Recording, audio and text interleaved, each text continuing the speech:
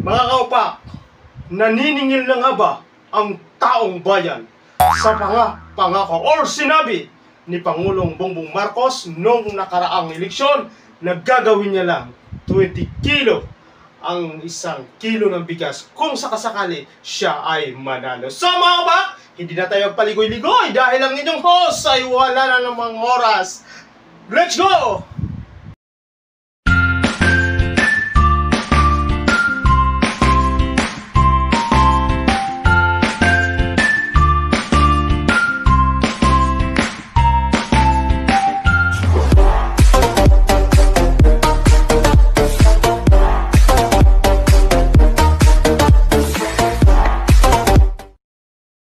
Sa mga kaupak, ayan na nga, naglabas si Pangulong Bongbong Marcos ng ordinance kung saan nag-uutos na ang price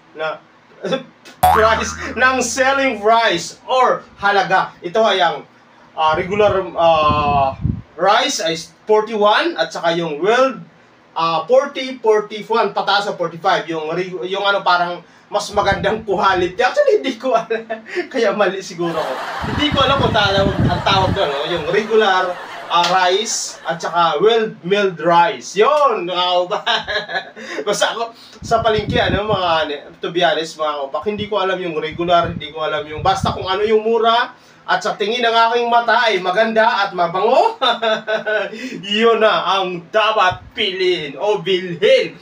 So mga kaupak, umahalma ang napakaraming tao sa iba't ibang social media dahil sa patuloy nagpagtaas ng mga pangunahing bilihin, especially ang bigas. Naku mga kaupak, talaga naman ang bigas talaga naman yan ay kumbaga kahit sinong tao, basta ikaw ay Pilipino, talagang alam mo yun, pag kumain ka, laging may rice, lalo na yung sinigang, yung mga Filipino food or Filipino delicacy, mga panlasang Pinoy. So mga kabak, hindi talaga tayo hindi tayo katulad ng ibang bansa na mabubuhay sila kahit walang rice, kasi may kakilala akong foreigner mga kaupak, hindi siya nagra-rice. Ang kinakain lang niya rye bread at saka patatas, di ba? Pero tayo, naku mga kaupak, hindi ata kumpleto ang masarap na kainan kung wala ang rice. So ngayon mga kaupak, umalma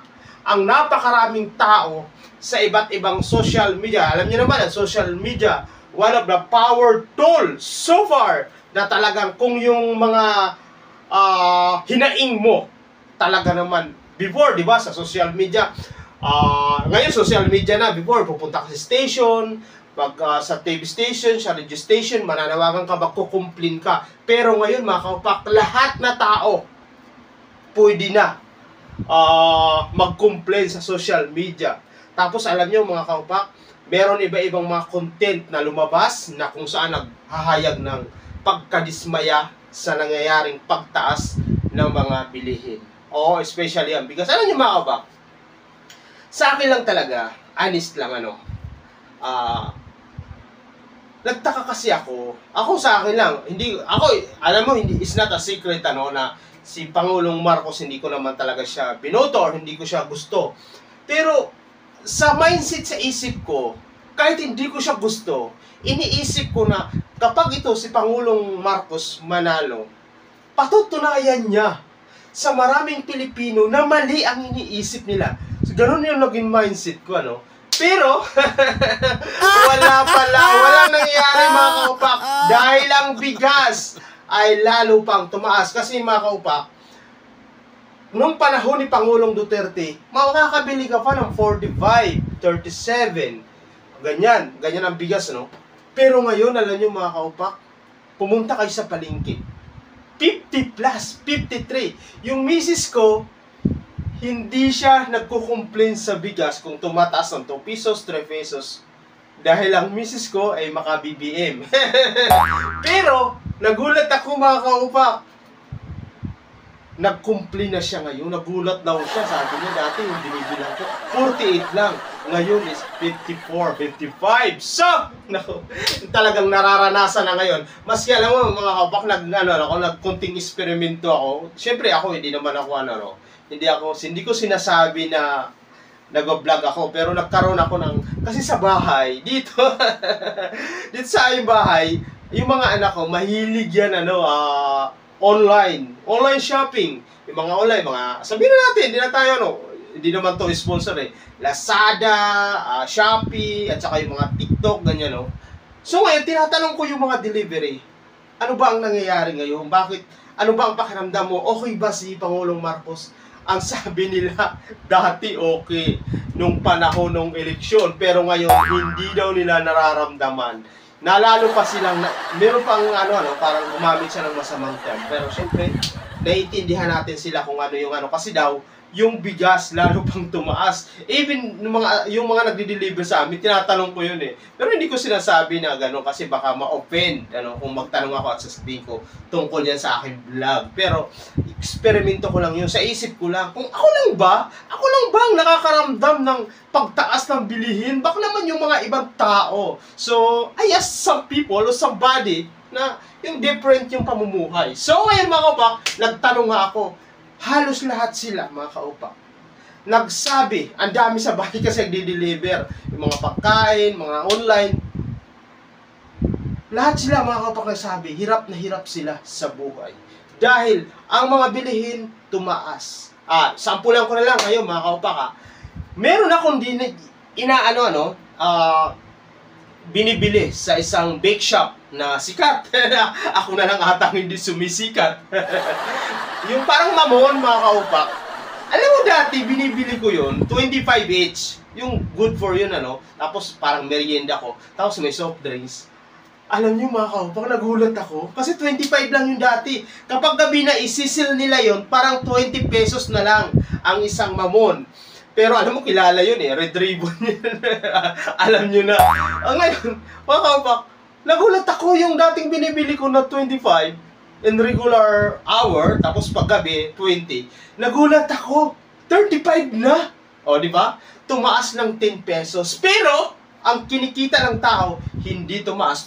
In fairness naman, tumaas naman ang sweldo ngayon, 40 pesos. Pero, hindi enough para mabuhay o makahabol ang mga tao sa patuloy na pagtaas ng mga bilihin. Kasi mga kaupak, ang mga pagtaas ng presyo ng bilihin, not all the time, pero halos araw-araw tumataas yung presyo, may 3 piso sa grocery, di ba? Pero yung sahod mo, hindi tumataas. Kung tumaas man, ang sinasabi sa batas, dapat 1 beses lang sa 1 taon ang pagtaas ng salary minimum. Pero kung tumaas man, 40 pesos, baryang-barya, ano ba naman yan? So, alam mo, kumain ako ng isang McDonald's, nagulat ako.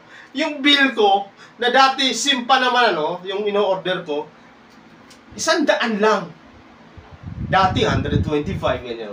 Ngayon nagulat ako, 200 plus na yung binayaran ko.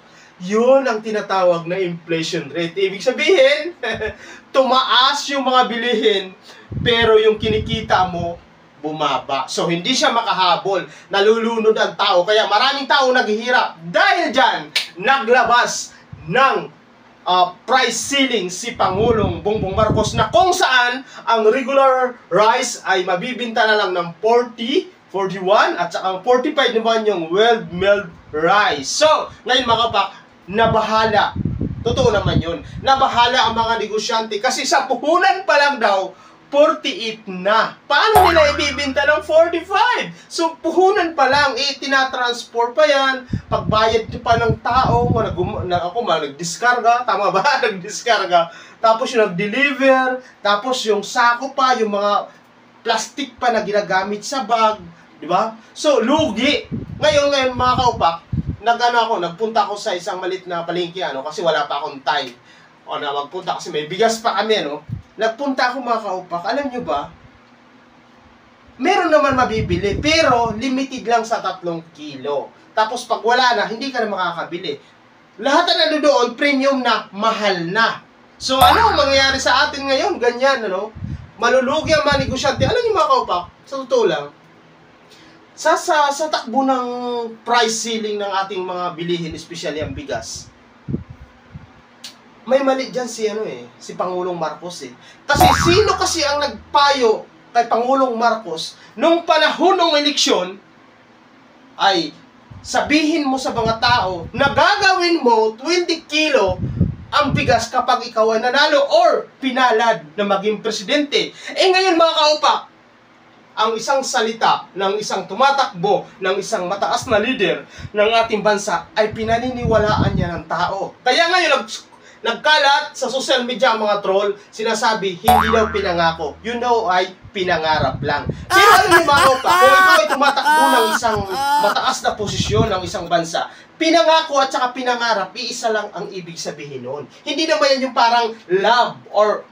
kasunduan na magkaiba yung pinangako at saka pinangarap. So ngayon mga kapak, yung mga tao na hindi naman masyado marunong ang kaalaman, hinabol nila ang salita na yan. Naggagawin 20 kilo ang bigas kapag si Pangulong Marcos ay nanalo. Nanalo! Ngayon, ang mga tao nagagalit. Bakit daw? Simpleng sinabi, hindi maipatupad. Simple sa paningin ng tao. Simple ang sinabi ni Pangulong Marcos nung election time. Pero, mahirap gawin. Na gawin mo 20 kilo ang bigas sa panahon ngayon.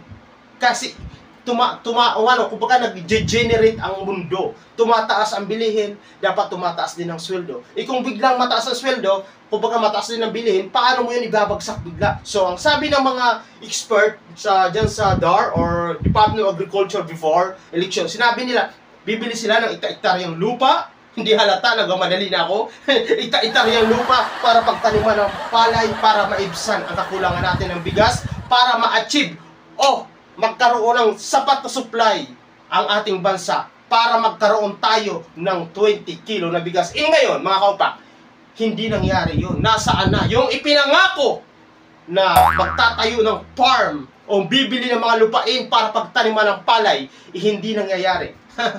Ngayon, ang mga kaupak, ang nangyari, nagkakagirian ang palasyo at ang mga negosyante. Kaya ang mga tao ang naiipit at nagagalit sapagkat piling ng mga tao na budol sila nung nakaraang eleksyon. So ngayon mga kapak, naku, may eleksyon na naman sa barangay.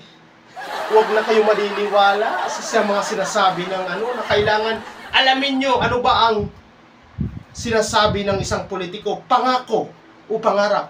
Kasi pag pangarap, lumalabas ngayon sa social media na sinasabi pangarap, baka hindi yan matupad. Kaya tanungin nyo ang mga politikong umpisa sa barangay sa October 30, tanungin nyo kung mangangampanya sila o may time kayo magtanong, makakadaong palad, ano ba ang mga sinasabi nyo, barangay captain at kagawad. Ito ba ay pangako o pangarap? Sabihin niyo pangarap, nako, baka matulad tayo kay Pangulong Marcos. Hindi daw tinutupad, huwag daw tayo magmadali kasi daw pangarap lang, hindi pangako. Naku, hanggang sa muli mga kaupak. Bye!